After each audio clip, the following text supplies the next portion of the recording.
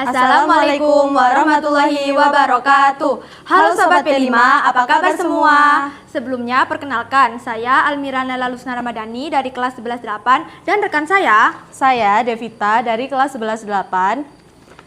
Sebelumnya gimana nih Kak setelah Pilketos kemarin? Kalau kita lagi panas-panasnya nih. Betul banget, apalagi kita lagi ngerasain kampanye yang tiap hari makin marak dan beredar dimanapun. Nah benar banget, bahkan ada artis seperti Krisdayanti yang ingin mencalonkan diri sebagai calon wali kota Batu nih.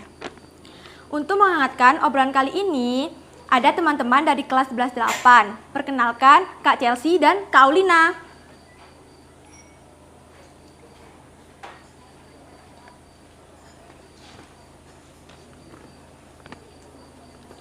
Bahas-bahas politik nih, Kali ini kita kedatangan tamu yang sangat luar biasa.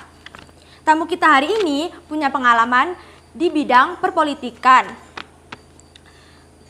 Mari kita sambut Bapak Izudin.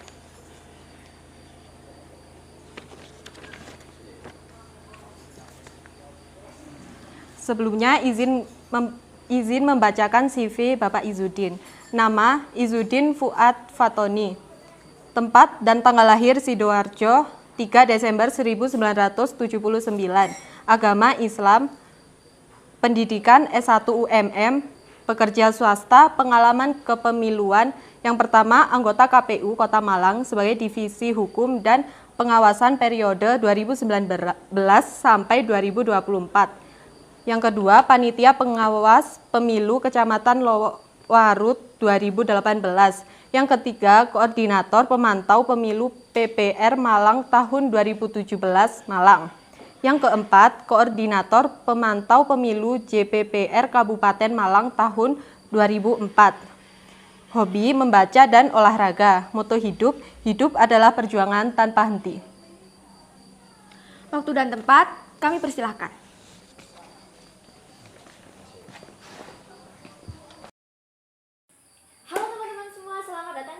Di acara podcast kami atau acara ngobrol santai bersama narasumber yang sangat luar biasa. Oke, kita kedatangan narasumber yang luar biasa nih guys. Kita sambut ya Bapak Izudin atau biasanya kerap dipanggil Bapak Udin ya. Ya, betul. Oke, beliau ini adalah anggota KPU tahun periode 2019 sampai tahun 2024 di Kota Malang guys. Ya. Ya. Oke. Di sini kami akan membicarakan terkait politik atau apa itu? Kepemiluan, demokrasi ya. Kepemiluan atau demokrasi. Terus sekarang itu ini kan Pak lagi habis pilkada ini ya pasti ya. Bapak sibuk banget nih, apalagi kan Bapak menjadi anggota KPU. Bisa dijelaskan mantan. dong? Oh, mantan anggota KPU Kota Malang. Pada tahun 2019 2024. Berakhir kemarin bulan Juni. Oh, berarti tahun kemarin Bapaknya masih kalau di pemilu 2019 ikut tapi yang di penghujung. Nah, di 2024 pemilunya ikut dari awal sampai akhir ya. Iya. Terus di Pilkada serentak 2024 ini hanya ikut di awal saja. Setelah launching Pilkada bulan Juni berakhir. Nah, sekarang agak slow down saja sambil membantu teman-teman di penyelenggara pemilu baik di KPU ataupun Bawaslu. Oh ya, berarti Bapaknya tidak terlalu sibuk untuk sekarang ya? Iya, betul. Hanya konsultan. Oke nih, teman-teman ini lagi kepo banget ya sama dunia perpolitikan. Mungkin Bapak Udin bisa menjelaskan atau memberikan pengalaman Bapak selama bergabung di dunia politik. Ya, betul. Saya bergabung di dunia kepemiluan ini ya. Kepemiluan ini kan bagian dari proses demokrasi dan di dalamnya ada aktivitas politik ya, yang itu dilakukan oleh teman-teman partai politik sebagai peserta pemilu. Ya, yang di dalamnya diatur di dalam Undang-Undang 7 2017 itu tentang pemilu, baik dalam proses pemilu atau pemilihan umum ataupun pemilihan kepala daerah ya. Ini satu rezim yang berbeda. Kalau pemilu itu pemilihan presiden dan legislatif ya. Kalau pilkada ini pemilihan kepala daerah yang dilaksanakan secara serentak dan sekarang ini sudah masuk tahapan kampanye pilkada di seluruh daerah seluruh Indonesia. Oh iya, contohnya tadi yang sudah disebutkan sama MC ya, yang Ya. artis Krisdayanti itu ingin mencalonkan sebagai wali kota Kota Batu ya? Ya, betul. Salah satunya paslon dengan calon wali kota di Kota Batu, Bu Krisdayanti. Seru Oke. banget nih Pak ya pengalamannya di dunia Ya, politik. betul. Oke.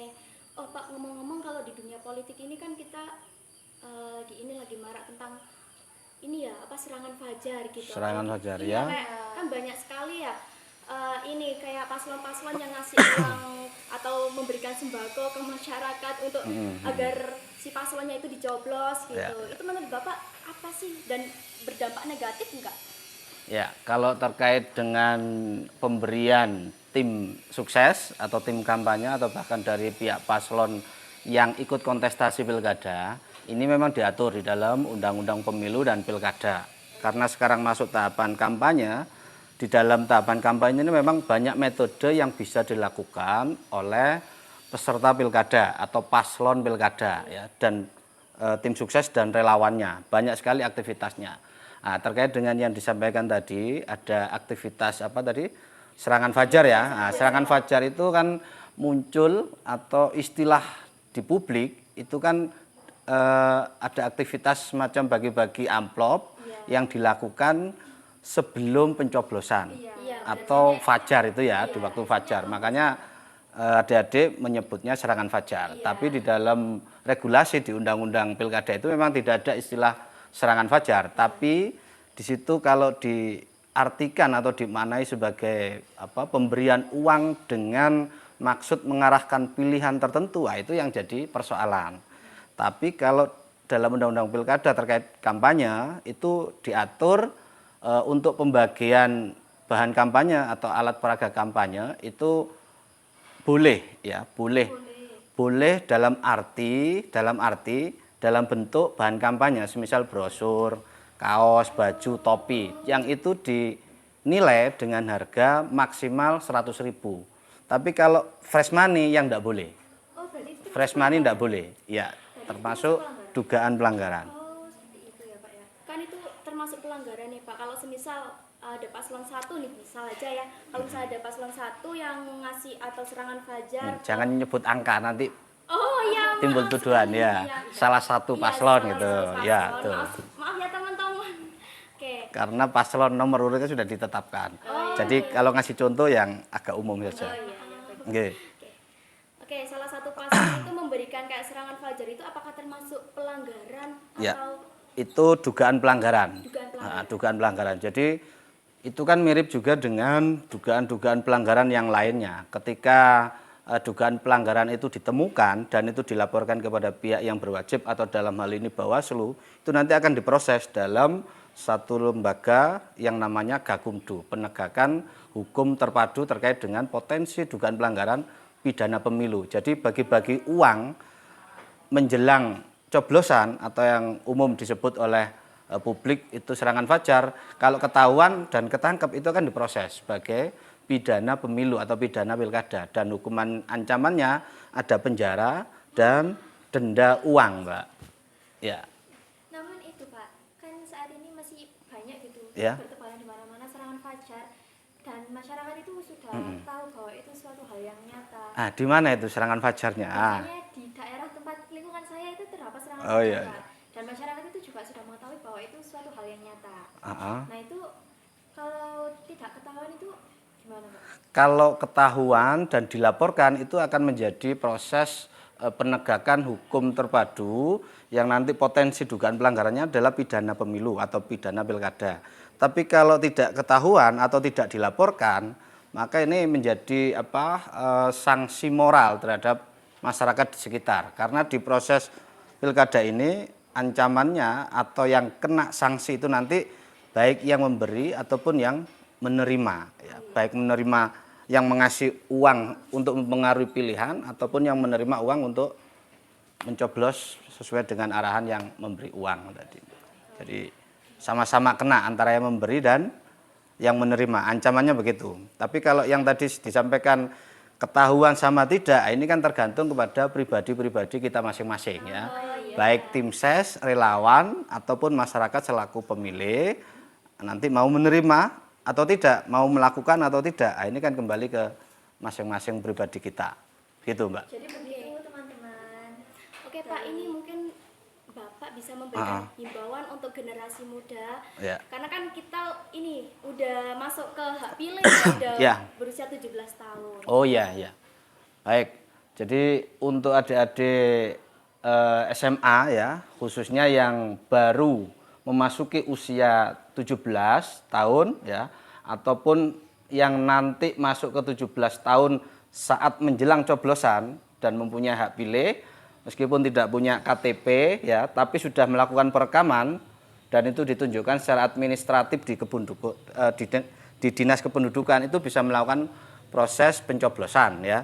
Makanya mari sama-sama kita menggunakan hak pilihnya di momen Pilkada serentak 2024 yang nanti dilakukan pada tanggal 27 November, hari Rabu ya. Jangan lupa hari Rabu. Dan juga jangan melakukan hal-hal yang potensi mengarah pada dugaan pelanggaran ya. Semisal menyebarkan berita bohong, kemudian hoax, kemudian yang tadi ya yang disampaikan itu menerima atau memberi uang terhadap kepentingan paslon salah satu peserta pilkada nantinya, dan berbagai macam dugaan pelanggaran yang itu berpotensi pada pemberian sanksi kepada pelaku ya. Gitu Mbak ya. Jadi mari sama-sama datang ke TPS melakukan pencoblosan untuk merealisasikan hak pilih kita sebagai warga negara. Ingat, bagi yang sudah punya hak pilih ya, terutama adik-adik SMA yang baru atau sudah masuk usia 17 tahun. Oke, ingat teman-teman, kalian yang udah mempunyai hak pilih itu sudah berhak untuk mencoblos, sudah berhak untuk memilih. Tapi juga perlu diperhatikan ya tadi yang mengenai dugaan pelanggaran ya. Betul. Oke, buat teman-teman ini menjadi motivasi atau inspiratif banget. Dan diingat-ingat terus pesan dari beliau itu tadi, karena sangat menginspirasi dan motivasi juga bagi generasi muda yang sudah memiliki hak pilih, yaitu 17 tahun. Siap. Oke. Udah selesai nih Pak. Ya, udah ya. Nih podcastnya Oke. banget, kita bahas tentang politik ternyata seluas itu Ya, makasih. Terima kasih Pak atas waktu yang telah Bapak berikan Ya, kepada terima kasih kami. sama-sama. Atas acara podcast dan ngobrol-ngobrol santai pada hari ini, kami sangat bahagia sekali dapat ngobrol-ngobrol santai bersama Bapak, yaitu narasumber yang sangat luar biasa. Monggo. Lain waktu mau nyambung juga bisa ya, selama tahapan pilkada berlangsung ya. Oke teman-teman, podcast kami sudah selesai nih bersama narasumber, dan kurang lebihnya dari kami sebagai pewawancara mohon maaf sebesar-besarnya. Oke, see you teman-teman. See you. Dadah, sampai ketemu di TPS.